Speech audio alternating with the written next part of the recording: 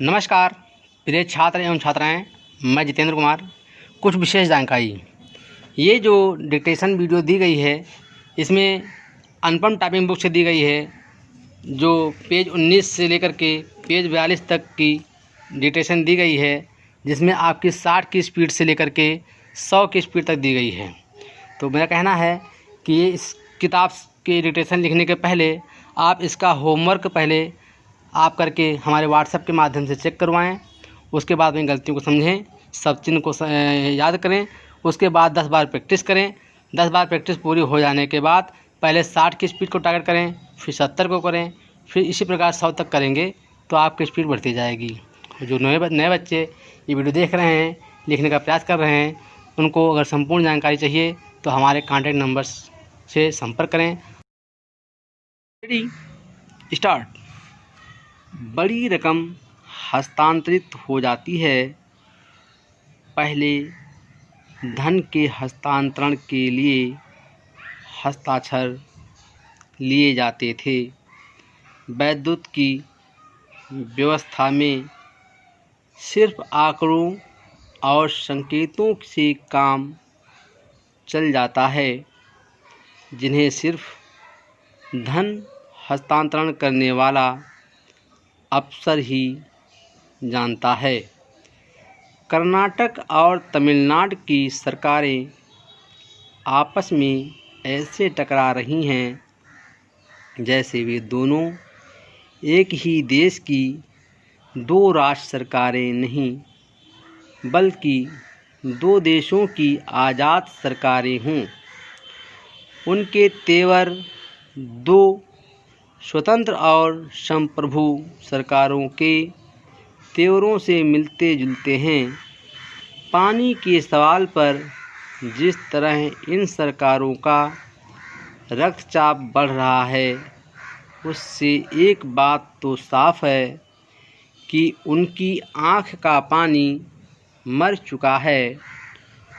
उनका आचरण सद्भावनापूर्ण पड़ोसी राज्य सरकारों के समान न होकर संकुचित और संकीर्ण लड़ाकू पड़ोसियों की शैली लिए हुए है।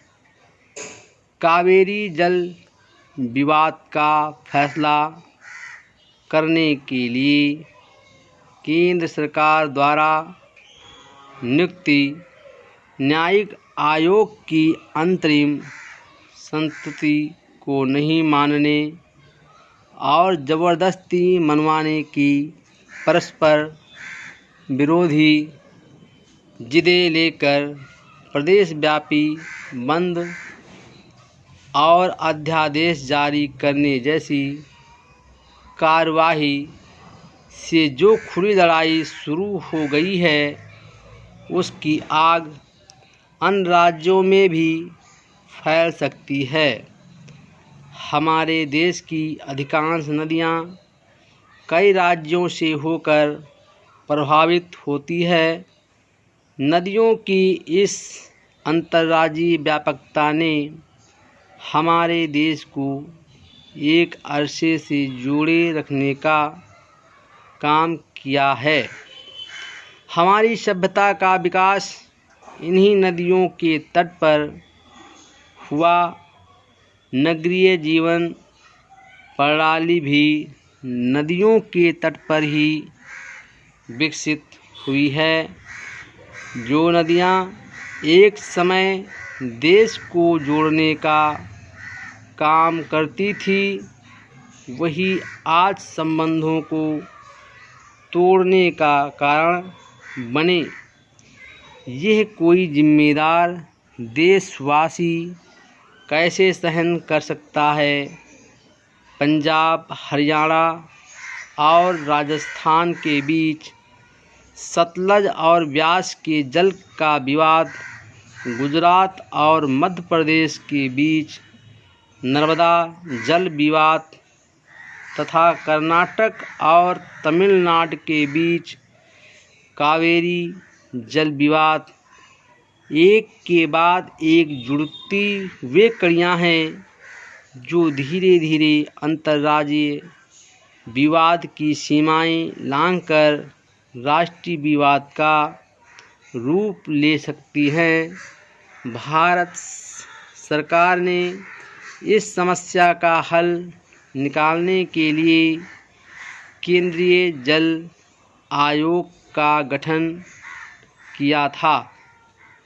जैसे जैसे कृषि उद्योग एवं बढ़ती आबादी के कारण पीने के लिए पानी की आवश्यकता बढ़ती जा रही है, प्रत्येक राज्य का स्थानीय प्रशासन जल आपूर्ति के माध्यमों का दोहन बढ़ाता जा रहा है। स्वाभाविक रूप से जलापूर्ति वहाँ अधिक होगी जहाँ से उसका उद्गम है। यदि गंगा और यमुना के जल का उत्तर प्रदेश अपनी पूरी आवश्यकता के अनुरूप उपयोग करना शुरू कर दे तो उसका असर न केवल बिहार और बंगाल, हरियाणा अपितु बांग्लादेश पर भी पड़ने लग सकता है। भारत बांग्लादेश के बीच फरक्का परियोजना पर उठे विवाद का जो अंतर्राष्ट्रीय निपटारा हुआ है, उसमें गंगा के उद्गम से उसके सागर में मिलने तक कितने क्यूसेक जल किस राज्य में नहरों आदि के माध्यम से निकाला जा सकेगा, इसका एक व्यापक समझौता हुआ है, जिसके कारण अनेक योजनाओं को पुनरीक्षित करना पड़ा है। कावेरी का कितना जल किस राज्य को मिले, इसका फैसला करने के लिए केंद्रीय सरकार ने जिस आयोग का गठन किया है, उसने अंतिम निर्णय के पूर्व एक अंतरिम निर्णय दे दिया है। तमिलनाडु सरकार का दबाव है कि केंद्रीय सरकार इस फैसले पर अमल सुनिश्चित कराए। कर्नाटक सरकार चाहती है कि अंतिम फैसले तक पानी में ही पड़ा रहे। कर्नाटक में कांग्रेस की सरकार है, तमिलनाडु में अन्नाद्रमुक की सहयोगी सरकार। कहाँ तो हम प्याऊ बैठाकर पानी पिलाया करते थे। लोक कल्याणकारी अवधारणा पर सरकारों के गठन के बाद प्याऊ तो बंद हो ही गए थे। अब सरकारों ने एक दूसरे राज्यों को जलापूर्ति भी बंद करना शुरू कर दिया, ताकि पड़ोसी राज्य प्यासा मर जाए, उसकी खड़ी फसलें सूख जाएं। माननीय प्रधानमंत्री नरसिंह राव को कावेरी जल विवाद की उग्रता को रोकने और अंतर्राज्यीय नदियों के जल उपयोग के लिए सम्यक नीति निर्धारित करने की दिशा में तत्काल कदम उठाना चाहिए। उत्तराखंड में वनों की अंधाधुंध कटान से उस क्षेत्र में ही नहीं बल्कि संपूर्ण देश के पर्यावरण पर जो प्रभाव पड़ने लगा था या भविष्य में पड़ सकता था, उसे मद्देनज़र रखते हुए हमारी लोकप्रिय सरकार ने एक वन नीति बनाई। इस नीति के अंतर्गत वृक्ष लगाना सुनिश्चित किया गया था।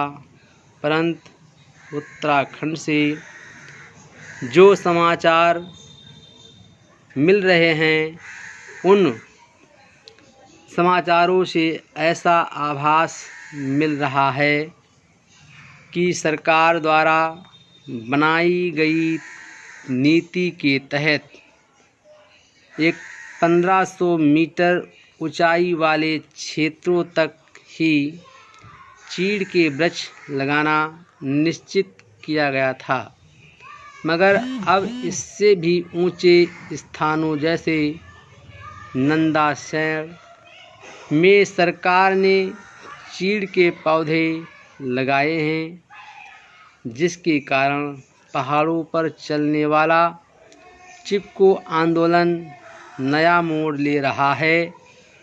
जिसको आंदोलन पेड़ों की रक्षा के लिए शुरू किया गया था और ये बात सर्वविदित है कि इस आंदोलन ने सारे देश का ध्यान पेड़ों की सुरक्षा की ओर खींचा था। Full stop.